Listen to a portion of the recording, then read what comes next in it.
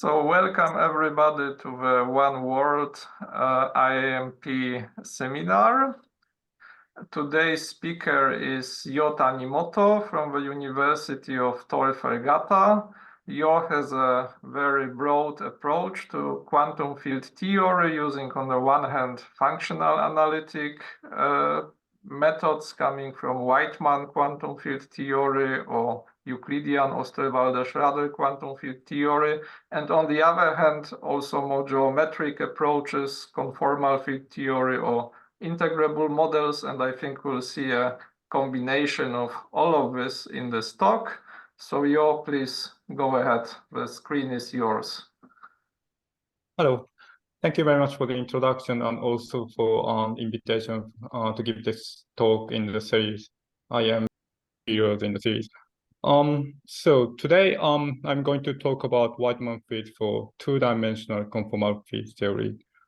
This is joint work with Maria Stella Adamo, Luca Giorgetti, Christian Jäkel, and Yuto Moriwaki. Some part of that is still in progress. Well, okay.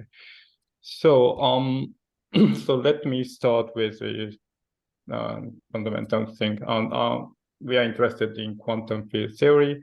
The quantum field that, but it is a quantum theory of infinite degrees of freedom. There's an infrared and ultraviolet problem of divergences and things. So that mathematically it's not the easy stuff, especially because of these divergences when you want to introduce interactions. So mathematicians started to consider this quantum field theory in terms of axioms, by which we mean some properties that the quantum field should satisfy. So there are Wightman axioms that the first thing, and then Osterwalder-Schrader, where many constructions have been done, and there are also operator algebra like Araki-Castra frameworks. And then these are mathematical axioms, and the next things to do is to construct examples, and there are many examples, including starting from free field and the very first interacting model, pi to the 4 in 2 dimension or polynomial interaction, but including also some gauge theories in lower dimensions and also integral models more recently.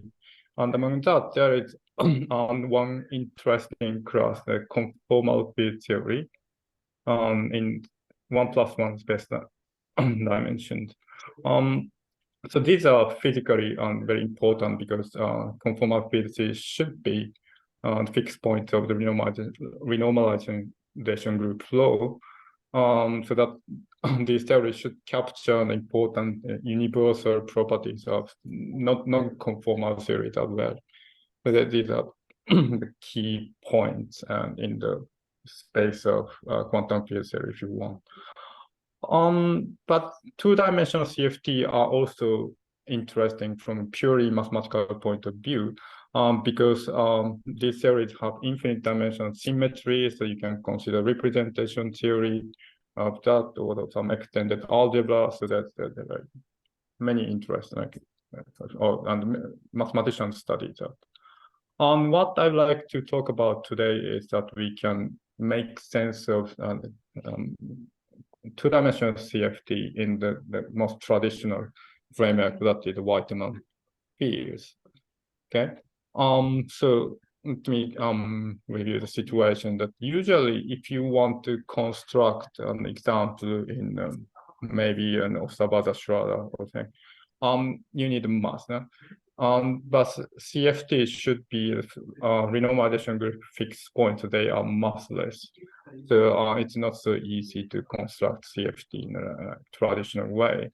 There are interesting exceptions, that's like getting model studied by Smirnov and others. Also, there recently, I think there's talk by Kupiainen about Liouville theory. So they are doing something related with Seeger axioms last year. But still, I think very often the question which really the traditional axioms have been checked for these things called conformal quantum field theory. from what I know, right? And by traditional axiom mean either Wightman or Osterwalder-Schrader or Araki Castro. And there are important works by Schwinger about rational CFD and with more geometric point of view, or recent conformal bootstrap technique and studied by Richkov, the people.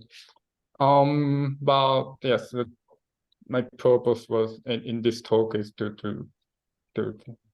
look at the most traditional one, which is common also with massive theory. So that Wightman should be theory.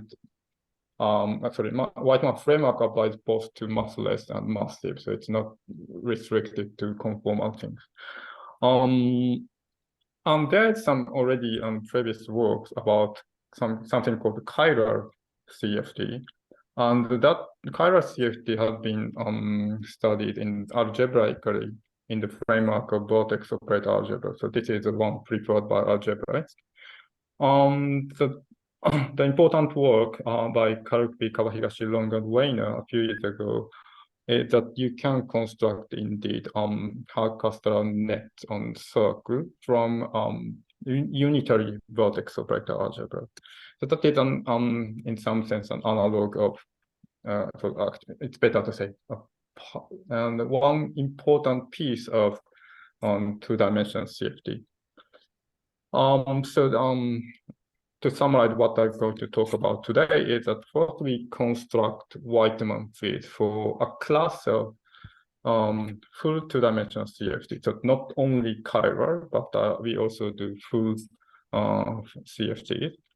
I also give some idea that once you have a Wightman field, but abstractly you can do analytic continuation to get a Schwinger function that should satisfy the Osterwalder-Schrader axiom. But I like to do that, not necessarily in that way, but in some sense more direct and something intuitive from the way people do with VOA. Ask a question. Yes, please. So you are going from Wightman functions to Schwinger functions, which is usually the opposite direction of constructive field theory. No. I said that is possible, but I give an idea to do directly of the Osterwalder-Schrader. How do you know that the Wightman functions you constructed and the Schwinger functions you constructed separately, or like they are analytic continuation of each other? How do you prove this? Did you prove this? Not yet. This part is work in progress. Here. Okay. Yeah. Thank you. Yeah. Yes, but they should be the same thing. Okay, thank you. Yep. And thanks for the question. And then, and as I said, I just don't want to study conformal massless theory, but there should be there are expected relation between the CFD and the massive, sometimes integrable models, and I did kind of partial construction to that, and I would like to explain this later in this talk. So let me start with two-dimensional CFD. So let's start with Lorentzian two-dimensional CFD. So we have this space, Minkowski space, and R1 plus 1. 1 plus 1 means that it carries the Lorentzian metric of this form.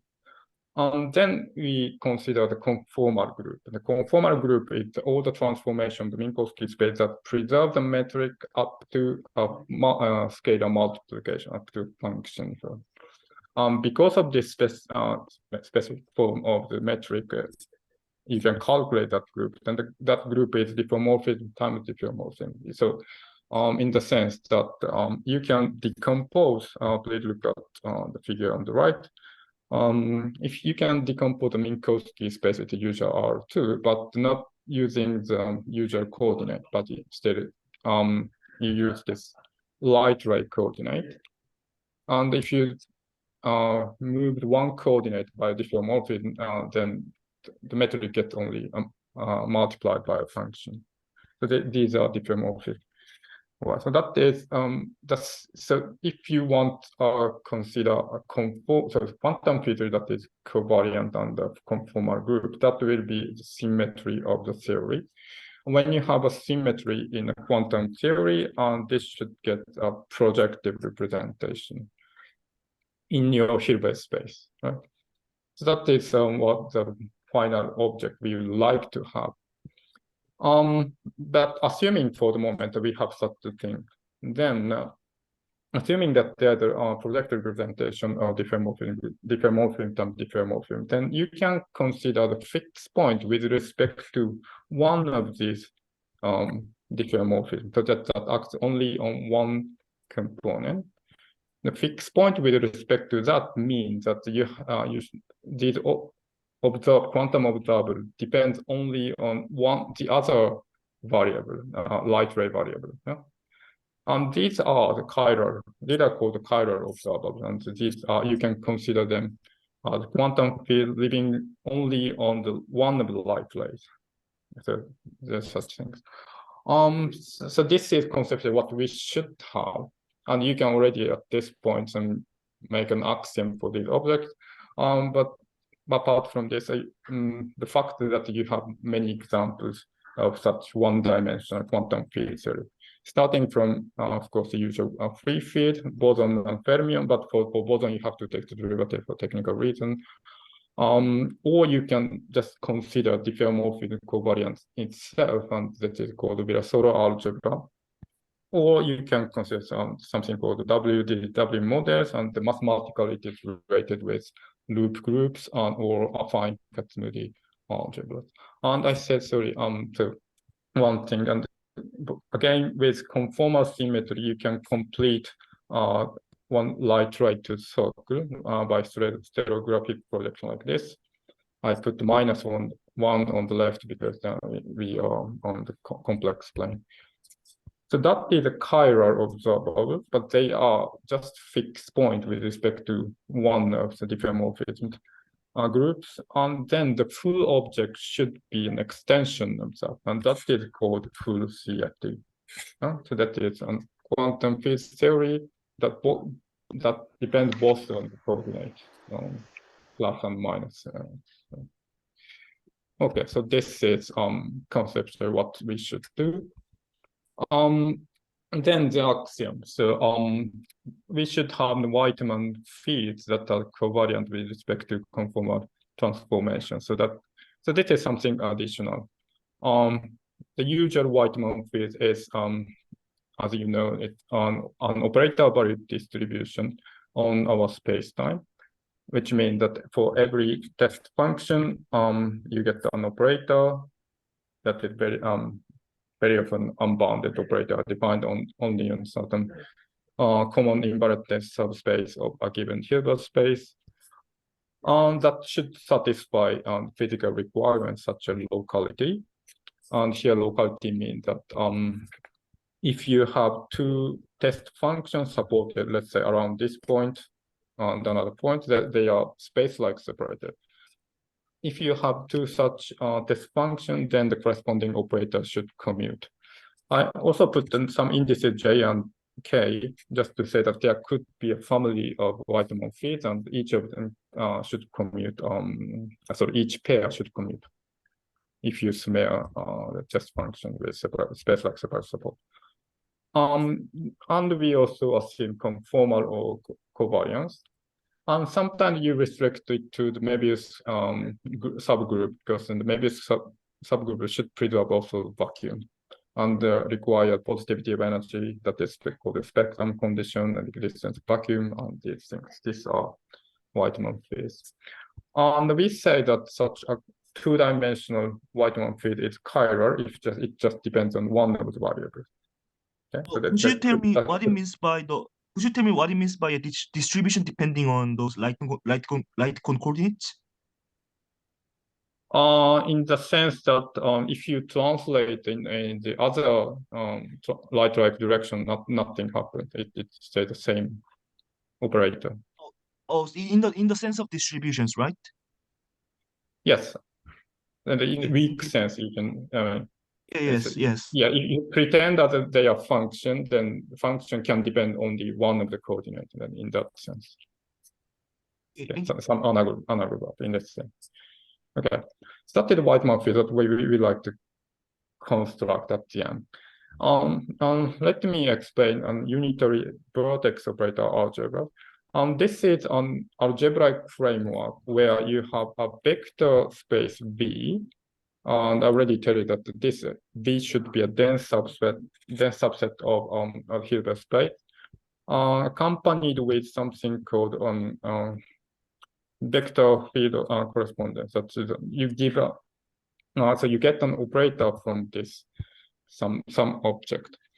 So this YAZ is a formal power series, and A is formal power series in Z, and A is a vector in the vector space V. And for any such, so for any vector A, you get this formal power series whose coefficient, this strength A n is an operator on B.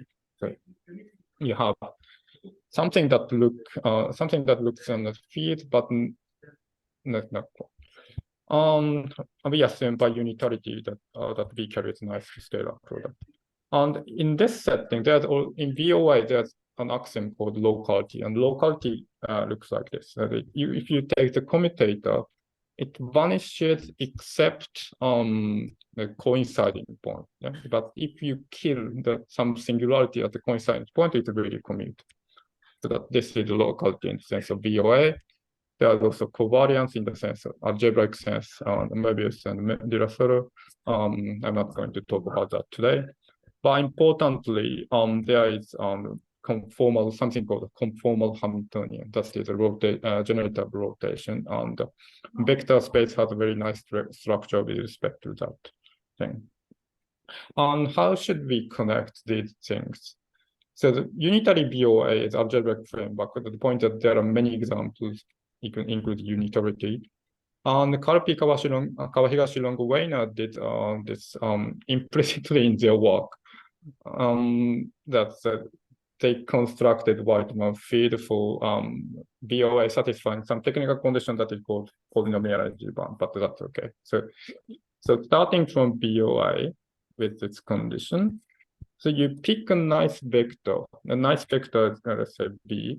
Then you get the formal series and the phi of Z.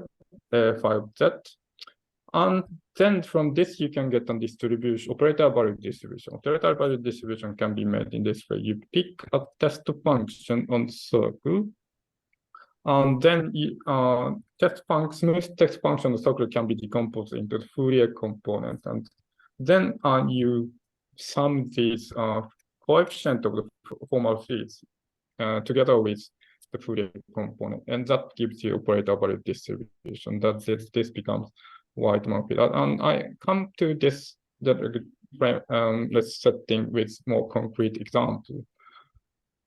So let me show an example because that probably comes easier. So let's consider the simplest possible quantum field. That should be a massless free field. And in 2 dimensions, you don't have really massless free field in vacuum representation, but if you take the derivative, that's well defined. Apart from this, but let's pretend that it extends to the circle and take the Fourier component. So the free field should satisfy a commutation relation like this. Sorry, the derivative of the free field should satisfy the commutation relation like this. Here you have M because of the derivative. And so, but this is abstractly, it's an infinite dimensional Lie algebra with countably many generators. Yeah? So you can just see this abstractly this way. When you have infinite dimensional Lie algebra like this, you can consider various representation, and including a specific vacuum representation. And the vacuum representation is a representation, let's say, for this algebra, containing a specific distinguished vector that is called a vacuum, that is annihilated by all of the component Jn for n positive, and in this case also 0. And the whole space is spanned by the vector of this form. So you can look at Jn with n positive as annihilation operators, and J negative as creation operator. And indeed, this becomes a Fock space, bosonic Fock space in certain structure. And it turns out that this vacuum representation has a nice scalar product with this property. So Jn star is J minus n with respect to that nice scalar product. And then, so in this vacuum representation, I don't want to talk about detail of BOI, and you can consider B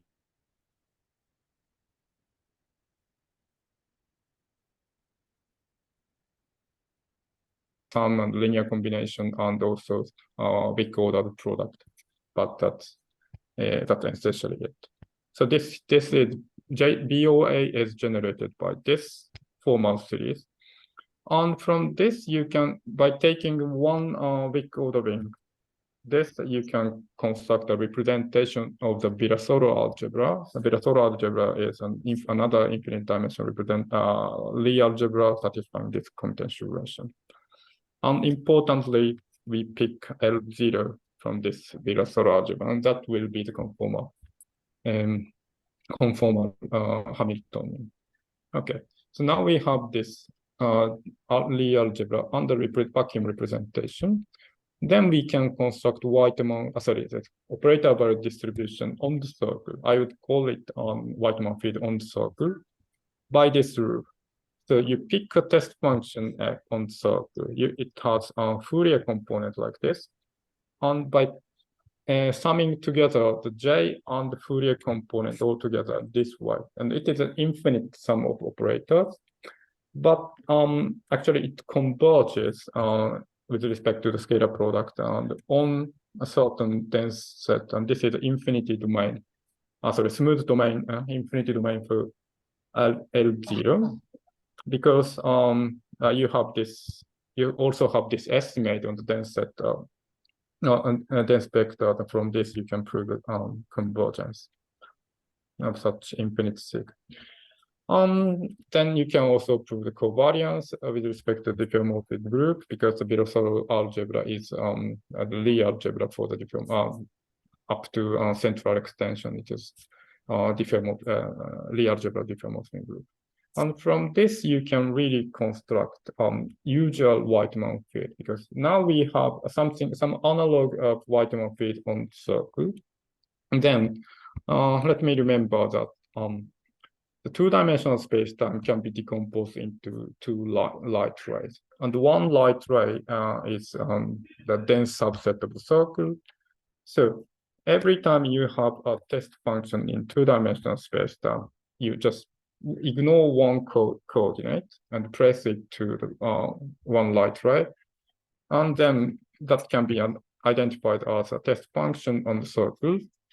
And for test function on the circle, you have an operator. So this assignment is an operator by distribution on R2. And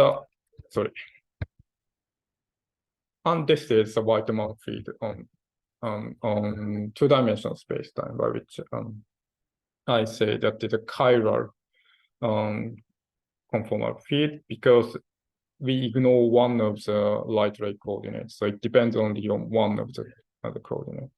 You can also check the covariance and the positivity of energy and the vacuum. And you do that first on the circle, and it just carries on to the two-dimensional spacetime. So this is the chiral Wightman field. On the next question, that so that we should have some extensions on how we do this. To do this, we have to consider a more generic representation of the Lie algebra we started with. That Lie algebra, that the commutational relation of Jm and Jn, that has like one parameter representation in the solid. So let's pick a real number alpha, and for each alpha, you actually to pick the same the vacuum representation as a vector space, but you change the J0 operator from just a zero operator to a scalar. Okay. So the vector space are just the same, but other representation of the algebra, it's different. And it carries the same structure. So this the box space structure, and also the scalar product and the star structure. You can also construct Virasoro algebra, but this will be different from the previous one because alpha now J0 is different. This is really a different representation of Virasoro algebra. And now, so this H alpha is a single representation of J, the U1 current algebra. Then we take the huge direct sum, also huge direct sum of, sorry, I just found huge direct sum of all these representations. And then, so each of J and L are acting separately on H alpha. So these operators don't change alpha, but we can also introduce a new operator that change alpha, so that move between alpha and different alpha. So this is called the primary feed. And primary feed is another formal series, but this time different, it changes alpha to alpha plus beta, let's say. These are operators that are constructed very explicitly. If you want, you can see in this formula. So this, you need first this E operator that is exponential, but actually it makes, you expand it in Taylor formula and it makes sense as operator. And with this E, some explicit operator, you construct Y this way, where C is just a shift operator from H beta to H alpha beta, because they can be identified. And you also have this formal power, the Z to beta J, but J0 acts as a scalar alpha on each of the components. So this gives them some formal power.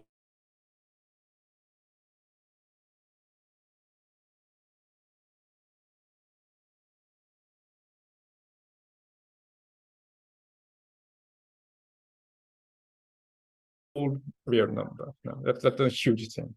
No. So we like to make sense of this as a full now it's a formal procedure, and we like to make sense of this as a field, operator value distribution. How shall we do that? The problem is that the variable Z2S has a branch. So you cannot have a one-valued function, but if you remove one point, you can do that, and that is essentially the idea. So the Y beta makes sense as an operator value distribution if you remove one point on the circle. And the formula is just same as before, and the Fourier component is now defined this way, and you make this huge infinite sum. This makes sense because this looks like a continuous sum that you cannot make sense in general, but actually on each H alpha, it is just countable sum. For countable sum, you can talk about convergence, and again, this is convergent because you have some nice estimate on the Fourier component of Y beta. Okay, so now it is operator value distribution on circle with 1 point removed. What commutation relation does that satisfy? It turns out you can do that, and it satisfies this interesting relation. So that if you want to try to commute two such fields, Y alpha and Y beta, they do not commute exactly, but you get a phase factor in front of that. This is a scalar. If Z1 is ahead of Z2, in the sense that now we are on the circle with 1 point to remove. So for any pair of points, you can decide which point is ahead of what you're going to be behind. Okay. In this sense, you have this commutation relation. Okay.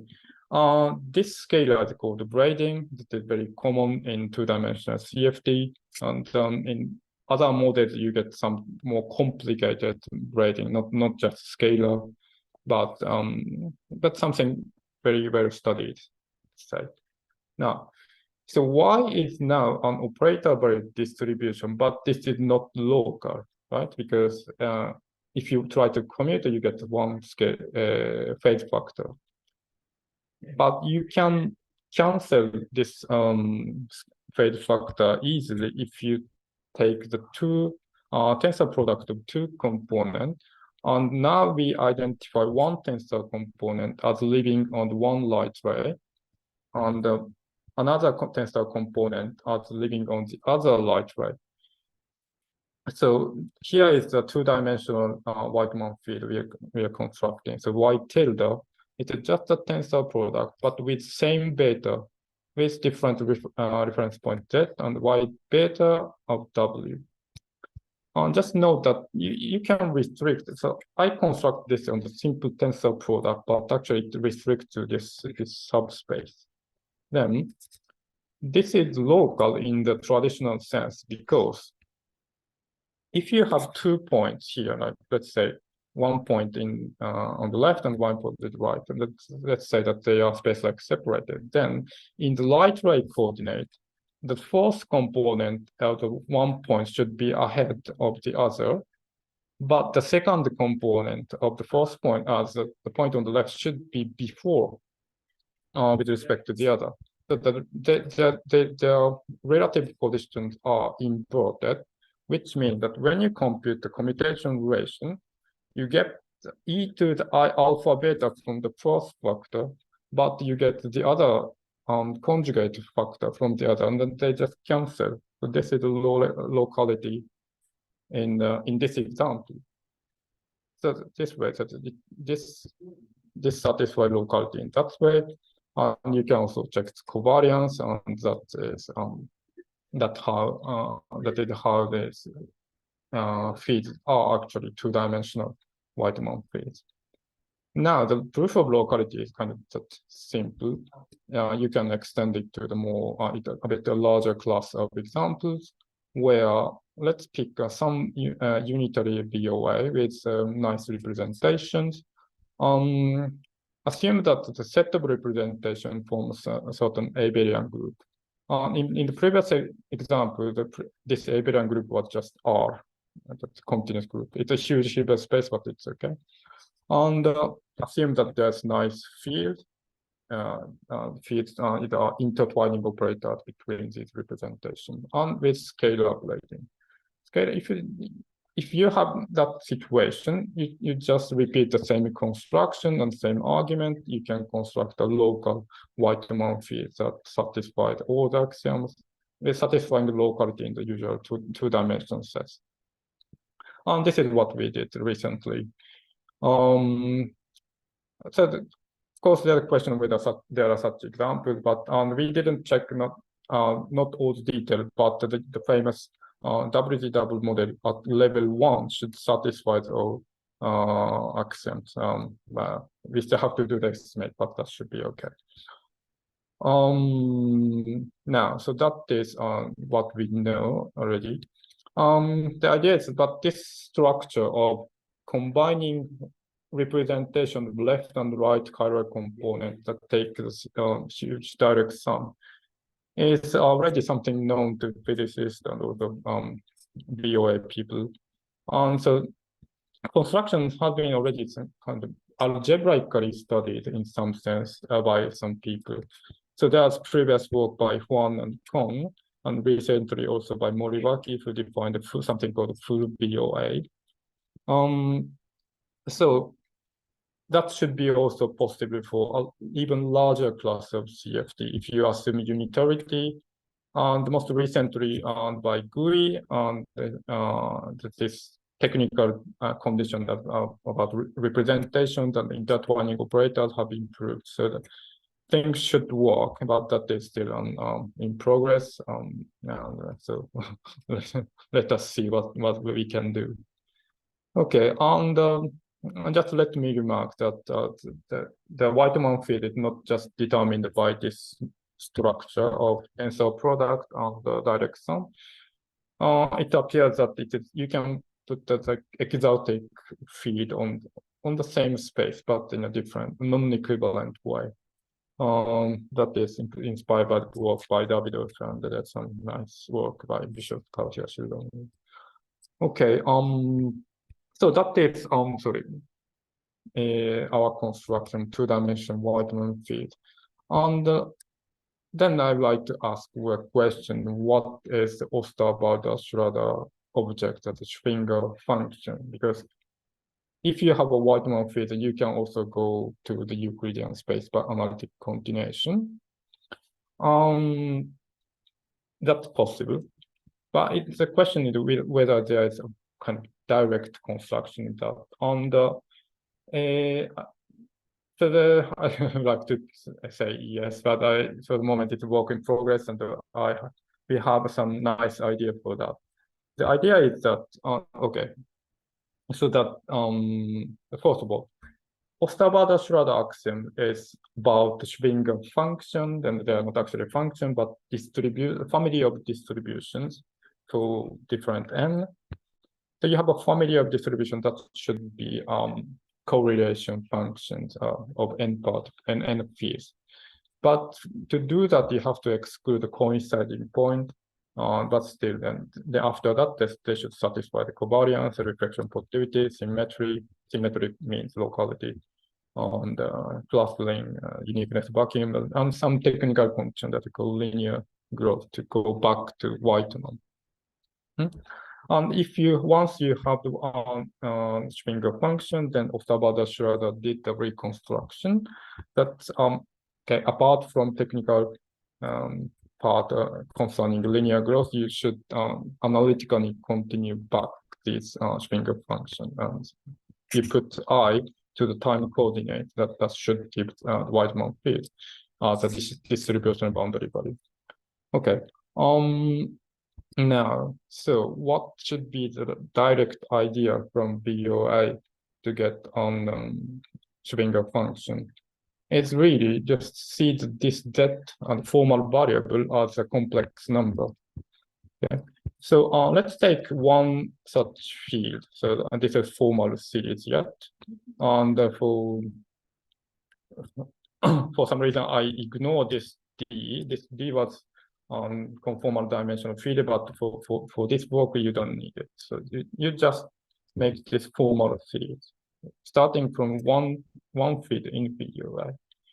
And assume that some polynomial energy bound, something called the technical condition used in the work by Kalpi, Kawakashi, and Wightman.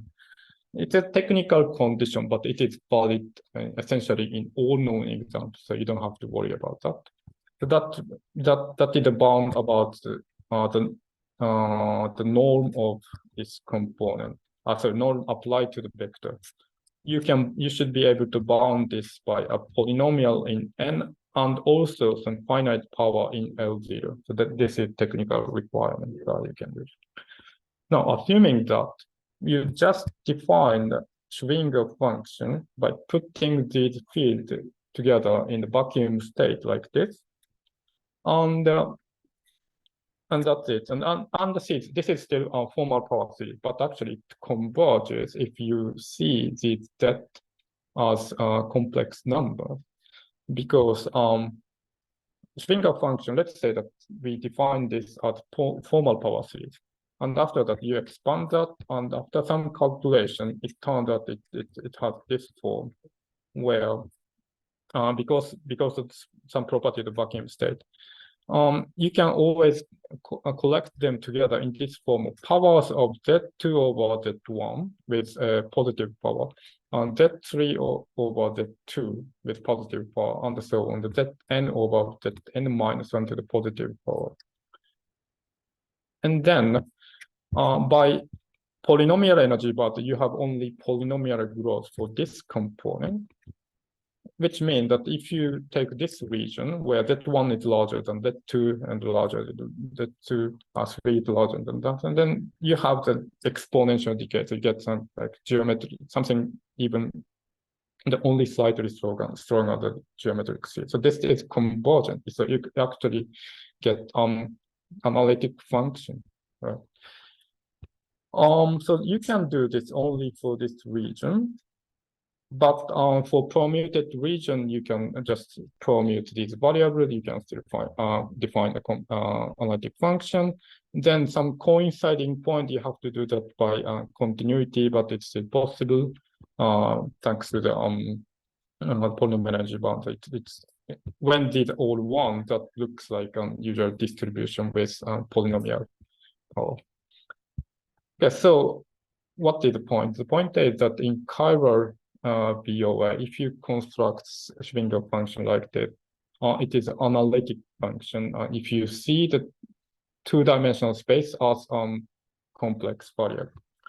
What if you do the OS reconstruction? And OS reconstruction put I on the time coordinate. So you start with Z, and that is complex number this way. You put I on the time coordinate, then analytic function means that it is only a function Z and not the Z bar. Then after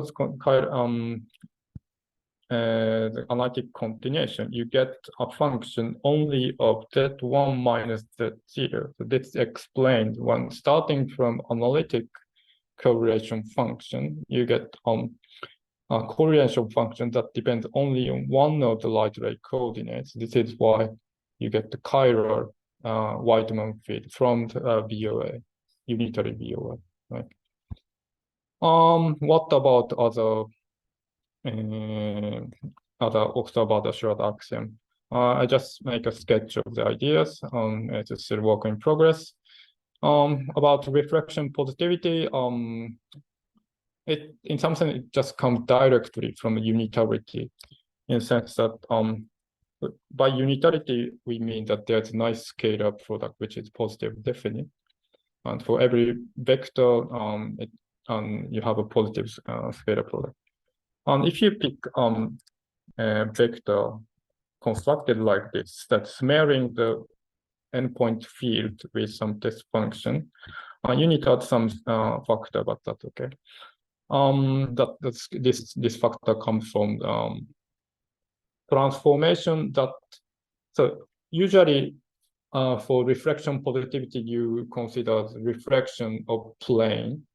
But for complex values, complex geometry, it's more familiar to consider reflection of the plane where the outside circle it's transformed to the inside of the circle, like from outside and inside. To do that, you need this factor J.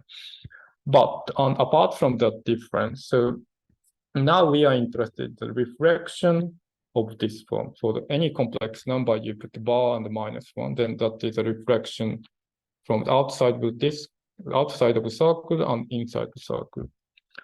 And with respect to that, you should require this positivity for reflection positivity. And it's just followed from unitarity under this property, that's Hermitianness of the field. And that should be the basic idea for reflection positivity. And for that also symmetry and covariance, but that also should follow from the axiom of BOA. And let me tell you one thing about linear growth condition, that the technical condition needed to really reconstruct Wightman field. And that seems to follow like easily from polynomial energy bound, because polynomial energy bound means that for the Fourier component like this, you have this bound. It's here you have a sum in case and to the power of n. And linear growth means that as a polynomial in k, this is just the power to the n. And it is allowed to have some huge coefficient, like factorial growing coefficient, that is 1. And so how to get this? And you get just by expanding this and then it is the power order of the polynomial is still just np.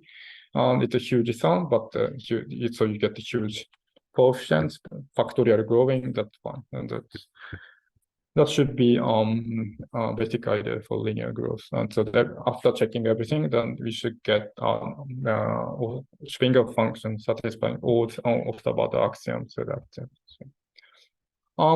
We said so this is chiral case, but for there are also full BOI, full two-dimensional CFT. The situation changed a bit in the sense that the correlation functions are no longer analytic, but it's no longer holomorphic, that they should be real analytics, and they should be written in terms of the power series in Z and also Z bar. We are hoping to do also the same thing for checking all OS axioms for BO. That's a work in progress. Okay. Now, so lastly, I'd like to explain the connection between CFT and the non-CFT. And let me explain the basic idea for the very first interacting quantum field theory by Grimm and Jeffrey. So the idea was to start with the free field on the Minkowski spacetime. Yeah? And you take the time zero plane in two-dimensional spacetime. It is time zero line. So you fix the free field on time zero and try to change the time evolution. Because time evolution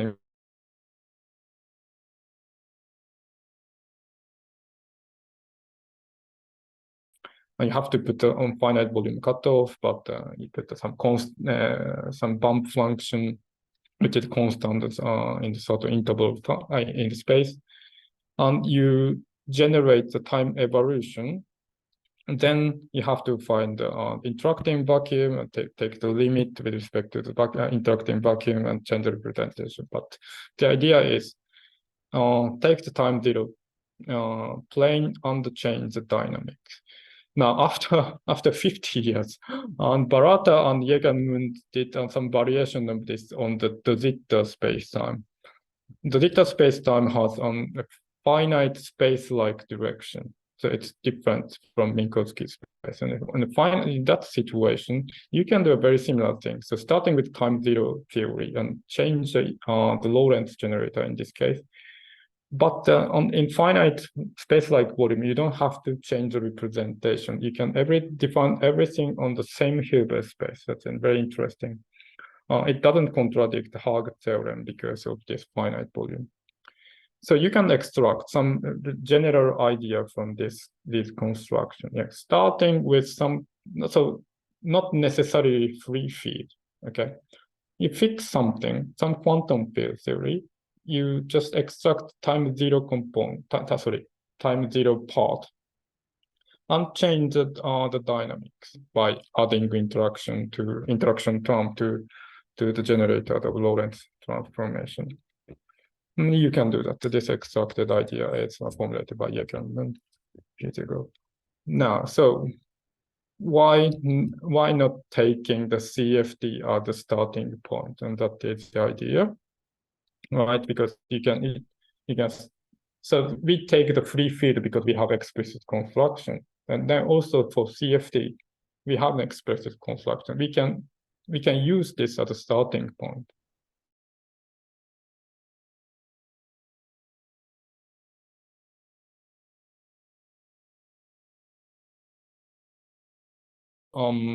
CFT is defined, let's say, first defined on the Minkowski spacetime, but Minkowski spacetime, the product of two light rays, and light rays you can see as a part of the circle, so that it's finite interval. So this square is one copy of Minkowski spacetime. By conformal symmetry, it extends to this cylinder, and it extends to also the full plane, but by locality, you can identify this dotted line that it becomes an Einstein cylinder. After this extension, then you can restrict to this rectangle. This rectangle, it turns out it is conformally equivalent to the Doditta spacetime. Okay, which means that if you have a CFT and with this natural extension, you also have a CFT on the Doditta spacetime. This is our starting point. You have a CFT on the Doditta spacetime, and we fix the time zero circle because it is 1 + 1 dimension, and we try to change the dynamics. Try to change the dynamics by perturbing the original Lorentz generator with using some local field. And we have a candidate for this local field, and that is a Wightman field, primary field itself. Okay, let's see what we can do. Let me add, this is not a random idea because this is I took this idea from actually and some papers by Zamological 25 years ago. So he claims that you can perturb CFT in this way. So he has some expression of adding primary feed to the Lagrangian. The claims are that the resulting model should be massive and also integrable in some certain sense. But okay, let me tell you what I can do. So we start with explicit CFT. So the example I talked about before. So that's an extension of the U1 current. So you have the derivative massive free field as a left and right component and some extending field Y. I have to take some small parameter beta, and that corresponds to the small scaling dimension of the field. And I take this formal field, and this formal field essentially corresponds to time zero restriction. For this reason, I have this k here and n plus k. This combination means that you're taking time zero restriction. Now you do that, and so let me see. This is this L1 times 1 times L1 times L minus 1. This part is the original Lorentz generator. This is the original. This part is the original, and it is space-like rotation. This is the one of the generator boost. Then I will change this by we perturb this by this operator, that is time zero smeared operator of the primary field. Okay. What we can prove is that this set of new operators satisfy the Lorentz, the same Lie algebra, but what we can do is only they satisfy weakly. So they satisfy commutation relation, but as by linear forms. Okay. We did that in this specific example, and for this you need this condition that the scaling dimension is small, but because otherwise this is not even defined as an operator, so you cannot even make sense of bilinear form. But when beta is small, you can do that, and that's it. No, that's a weak commutation relation. So we did that with this specific example, but actually, if you look at the proof, that really doesn't depend on any of these specific examples. What you need is that you start with a CFT, and you pick a nice primary field. Then primary field by definition means that it satisfies a nice commutation relation with L, and this is what you need. And to calculate, to check that this satisfies the Lorentz relation, you just have to calculate the commutation relation. And what you need is commutation relation with L and Y. And this is what you need. The existence of primary field is very common in 2D CFT, so that we are hoping that this construction should work for even a larger class of CFT. And sorry, one other thing you need is that you have a field that is local. But that also, I hope that works in many examples. So this is a partial result to get some new quantum field theory out of CFT. So as I said, that the physical expectation is that these are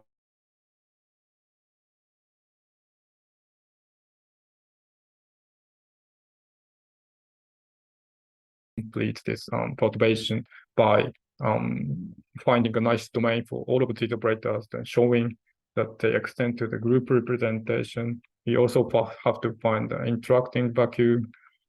For this, I'm hoping that the Euclidean technique should help, and this is why I started to study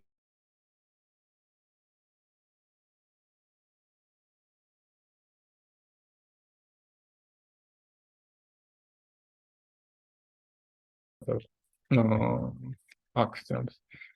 Okay, that's very much I want to tell you. So let me summarize the situation and discuss open problems. So we started with two-dimensional CFT. And for some class of CFT, we constructed Wightman fields. And I gave some idea to get an Osterwalder-Schrader, Schwinger function for that. And then lastly, we discussed the how to get some non-CFT from CFT by perturbing the Lorentz generators. There are many open problems. The most important part is, I would say, the domain problem for the new Lorentz generators. It's really hard problem for me. But if once we settle this, and then that will give an interacting new quantum field theory, and it's easiest to state in hard class.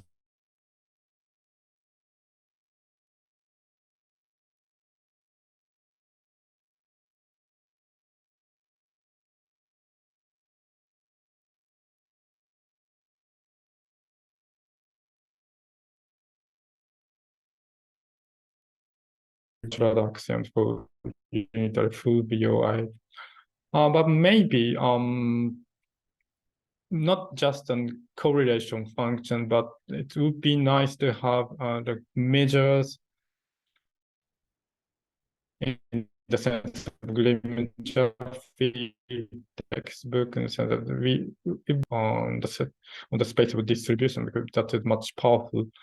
Give some nice operator in a direct way. The things. But it's not really clear. Maybe some people in the audience know better than us, and we'd like to hear from that. Some open problems are that maybe so there's BOA and the conformal net are very well studied things. So that hope that these are equivalent in the sense that we have just the same set of examples. So every time you have a BOA, you can construct, as you should be able to construct a Wightman field, a conformal net, and vice versa. We did some partial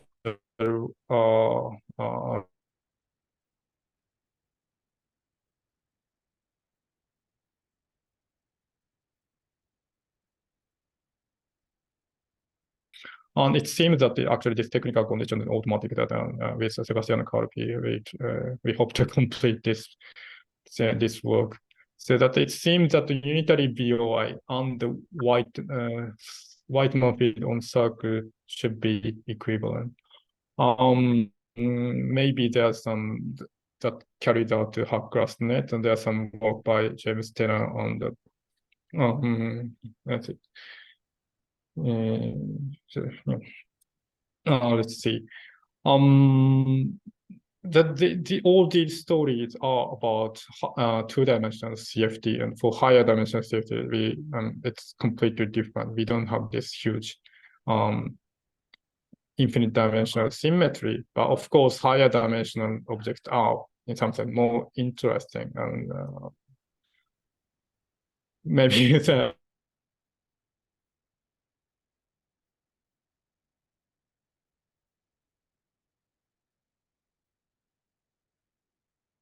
attention.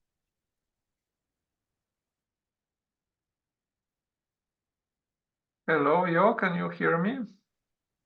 Yes. Okay, so sorry, but you froze. So is it the end of your talk? Oh, yes, I finished. Okay, then thank you very much for a very nice presentation. Are there any questions or comments? If so, maybe please just unmute yourself and ask.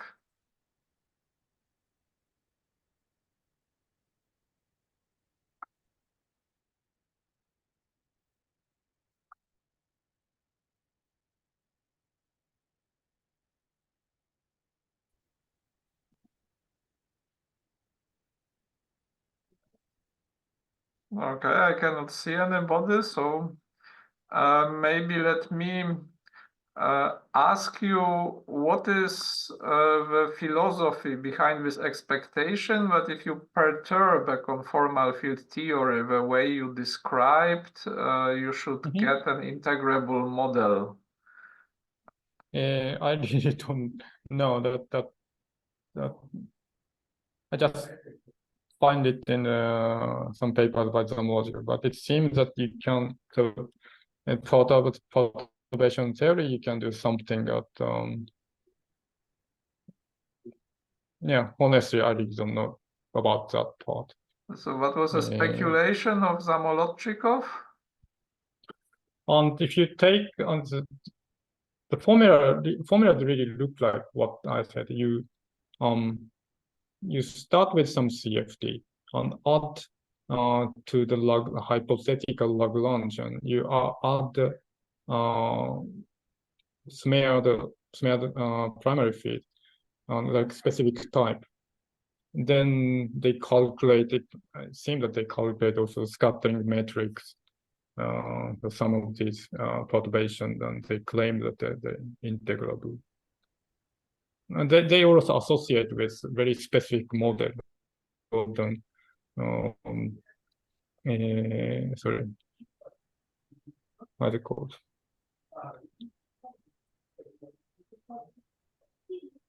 Fine total models, I think.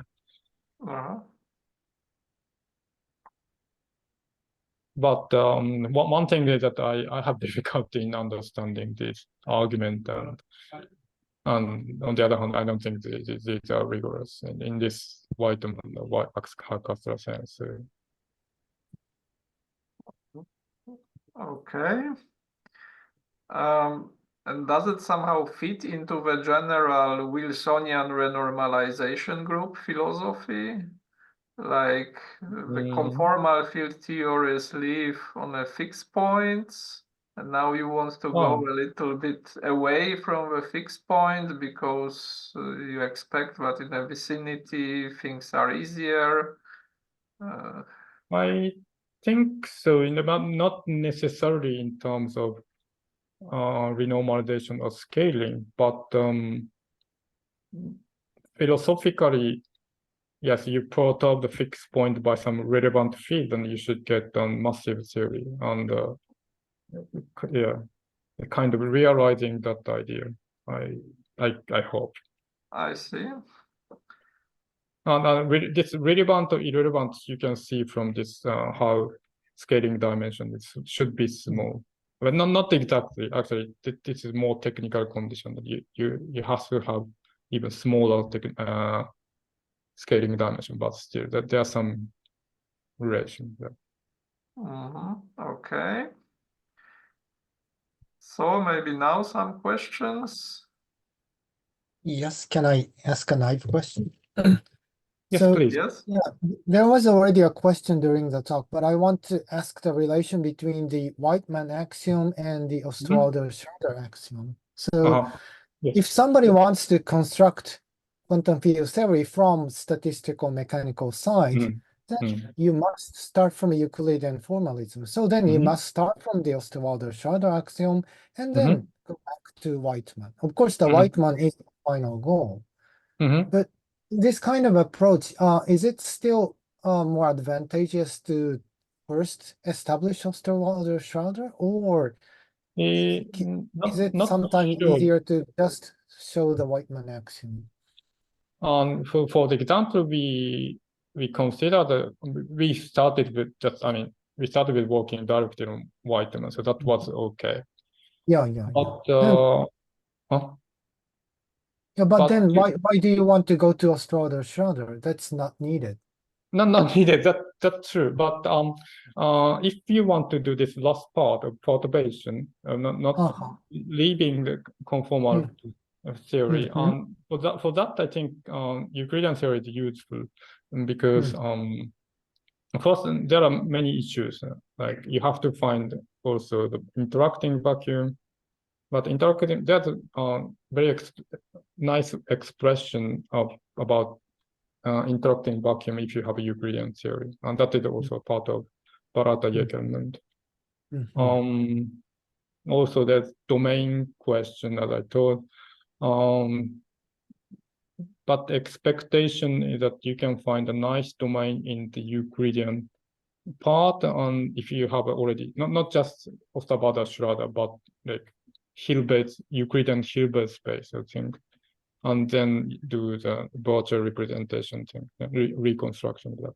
If that were possible, then there would be a very nice candidate for the domain. So, so this is what I said very quickly the last.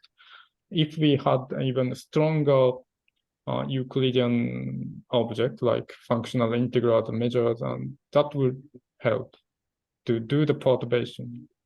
Mhm. Yeah, this is why we started looking at Euclid. Okay, thank you. Okay, any other questions or remarks?